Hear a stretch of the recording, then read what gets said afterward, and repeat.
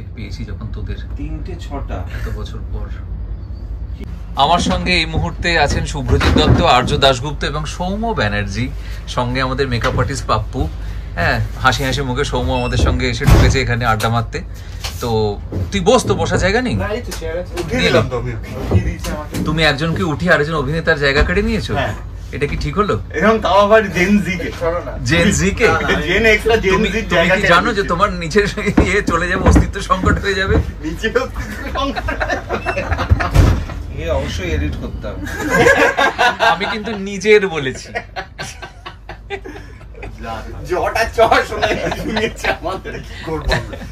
আচ্ছা, শুভ্রজিৎ প্রশ্ন করছিলাম, সেটা হচ্ছে যে এই যে বললাম যে তুই আর কি শুভ্রজিৎ দত্ত, অথচ গোটা ইন্ডাস্ট্রি তোকে টুলু টুলু দা বলেই জানে বা চেনে। তো এই নামটা তোর কি করে হঠাৎ লোকের মুখে মুখে ছড়ালো? এটা মানে আমার মাসি ছিল, মানে মায়ের ছোটবেলার বন্ধু বাবলি মাসি। আর দুর্ভাগ্যবশত একটা দুর্ঘটনার কবলে পড়ে উনি নেই আমাদের সঙ্গে। খুবই ভালোবাসতেন। তো এই নামটা আমাদের বাড়ির মামার বাড়ির দিক থেকে ছিল আর কি। হ্যাঁ, তো সেটা মানে বাবলি মাসির সৌজন্যেই অনেকটা প্রচারিত হয়েছিল। মানে আমার বিভিন্ন বন্ধু মহল থেকে শুরু করে, আর আমি ফুটবল খেলতে খুব ভালোবাসতাম। আমার ছোটবেলার কিছু স্মৃতি আছে এটার সঙ্গে, খুব ইন্টারেস্টিং স্মৃতি আছে।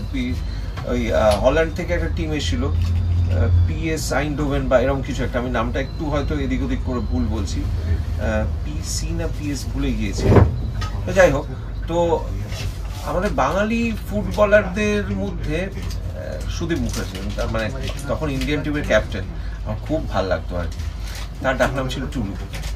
হ্যাঁ, তো আমাকে যখন নামটা সবাই আস্তে আস্তে হয় না, পাড়ায় ছড়িয়ে পড়লো আস্তে আস্তে, শুভ্রজিৎ এত বড় একটা নামের থেকে দেখলাম যে পাড়ায় ওই টুলু নামটাতেই সবাই অভ্যস্ত হয়ে গেল আস্তে আস্তে।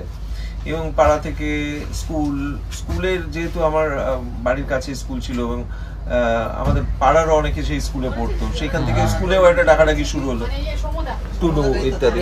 সেখান থেকে সেই স্কুলে 11-12 পেরিয়ে যখন কলেজে গেলাম স্কটিশে, তখন সেই টুলু নামটা নিয়েই সঙ্গে গেলাম। এবং ওই শুভ্রজিতের বদলে তারা দেখতাম যে টুলু নামটাতে খুব সহজ বোধ করছে আর কি বলতে, রাইট, সংক্ষেপে টুক করে রাখা যায়। তো সেই তারপরে ইউনিভার্সিটি পেরিয়ে আমি যখন পড়াতাম সেই জগৎ, এবং তারপরে ইন্ডাস্ট্রিতে কি হয়েছিল, আমি যখন ইন্ডাস্ট্রিতে আসি তার আগে আকাশ বাংলা ক্যামেরার পিছনে কাজ করতাম, সেখানে টুলু নামটা প্রচারিত ছিল। এবং ক্যামেরার সামনে যখন ইন্ডাস্ট্রির সবাই আসতো, তখন একটা হৃদ্যতা সক্ষতা তৈরি হয়ে যায়। ঠিক ঠিক ঠিক, সেইখান থেকে টুলু নামটা ফেমাস হয়ে গেছে। আর তোর ডাকনাম কি? ডুগু।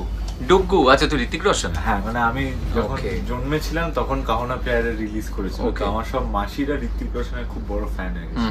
তো তাই জন্য বলেছিল যে ছেলে হয়েছে যখন, ওর ডাকনাম ডুগু দেওয়া হয়েছে। Very good. প্লাস সেই যখন জন্মেছিলাম আমার আরেকটা ডাকনামও দেওয়া হয়েছিল মহারাজ, কারণ হচ্ছে সেই দিনই সৌরভ গাঙ্গুলি সেঞ্চুরি মেরেছে। ও, এসে তো আমার তো তোর সঙ্গে একটা কি কুমার নাম আছে না? হ্যাঁ, এফ কুমার। আচ্ছা, আমাদের দর্শকের কাছে এটাই প্রশ্ন, সৌম্যর কাছে অবশ্য, বিকজ সৌম্য সেই সময়টা ছিল না, যে এফ কুমারের ফুল ফর্ম কি? যে বলতে পারবে তার সঙ্গে আর্যুর একটা ডিনার ডেট। ডিনার ডেট খাওয়াবে কি? তুই খাওয়াবি? আমি খাওয়াবো, ঠিকই আছে। না, আমি খাওয়াবো, কোনো চিন্তা নেই। কমেন্ট সেকশনে জানান। সৌম্য, তোর ডাকনাম কি? আমার অনেকগুলো ডাকনাম, কিন্তু একটা হচ্ছে বাঙালির মানে চিরন্তন ডাকনাম পাপাই।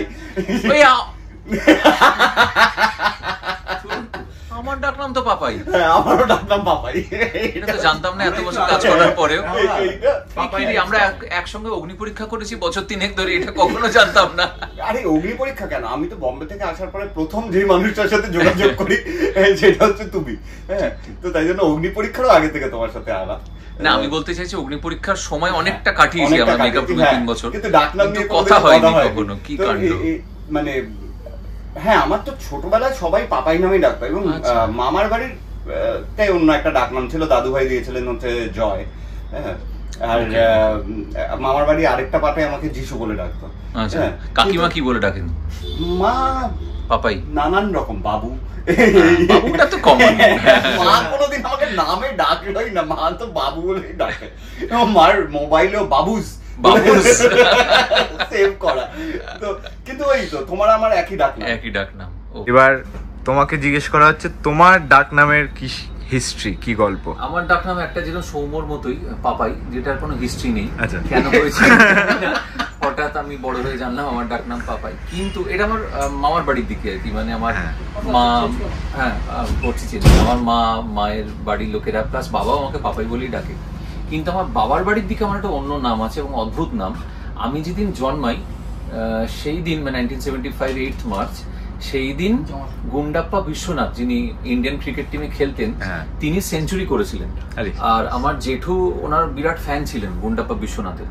তো যখন খবর আসে নার্সিংহোম থেকে যে আমি জন্মেছি, তো তখন আমার জেঠু প্রথমেই ফোনটা ধরে বলেন যে ও গুন্ডাপ্পা এসছে।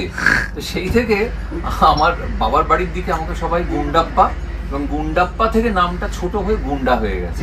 আমি সেটাই বলতে আমার একটা অদ্ভুত হিস্ট্রি আর কি নামের, কিন্তু গুন্ডা আমি নামটা খুব হেট করি। ভাতশব্দ গুন্ডা, এটা ভাবা যায় না। হ্যাঁ, নাম মে क्या रखा है। বৈশাখের আলাদা করে সেরকম কোনো প্ল্যান নেই।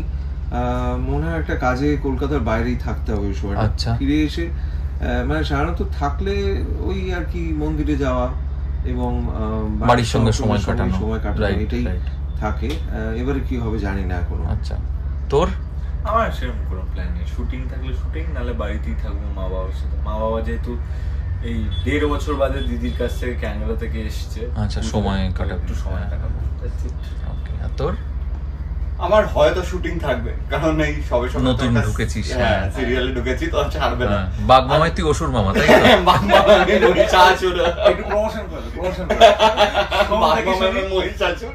হ্যাঁ, কিন্তু যদি মানে বাই চান্স শুট না থাকে বা একটু সময় পাই, তাহলে তো মায়ের সাথেই সময় কাটাবো, কারণ ওই দিনটা মায়ের জন্যই তোলা থাকে। হ্যাঁ, রাইট। আমি মাঝপথে একটু বিদায় চেয়ে নিচ্ছি, কারণ আমাকে আবার যেতে হবে, ডাক পড়েছে আর কি। হ্যাঁ, দুর্ধর্ষ গরমে একটা কালো জামা খুব সুন্দর লাগছে তোমাকে। ও, অসংখ্য ধন্যবাদ। খুব এনজয় করো, খুব এনজয় করো। হারের প্যান্টটা কোথায় গেল? হারের প্যান্টটা চেঞ্জ করলাম যে। আচ্ছা আচ্ছা, ওটা ভালো, খুব সুন্দর দেখতে, দেখিয়ে দিস একবার। ঠিক আছে, দেখ। সত্যি খুব ভালো।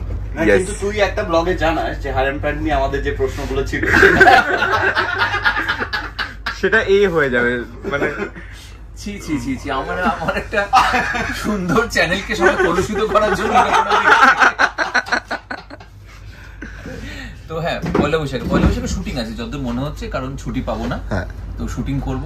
তারপর মানে পয়লা বৈশাখের ঠিক আগে সেকেন্ড সানডে পড়ে গেছে, তো সেদিনকে প্ল্যান আছে দিদির বাড়ি যাওয়ার। আমার দিদির বাড়ি যাওয়ার, দিদি জামাইবাবু, আমার ভাগ্নের বউ ইত্যাদি, বাবা সবাই মিলে একটা গেট টুগেদার, খাওয়া দাওয়া হবে।